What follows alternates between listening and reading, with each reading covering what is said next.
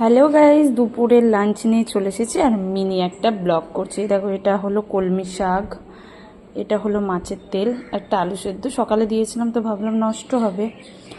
আর এখানে তো কালকের চিকেন রয়েছে, তো এটা খাবো না ভাবছি। এখানে ডিম সেদ্ধ, এখানে শসা। চলো শুরু করা যাক। প্রথমে তো শাক দিয়ে খেতে হবে।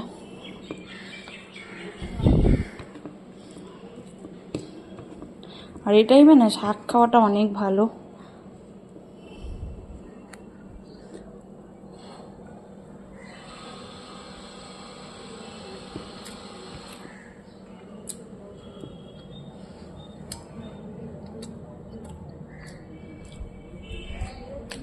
শসা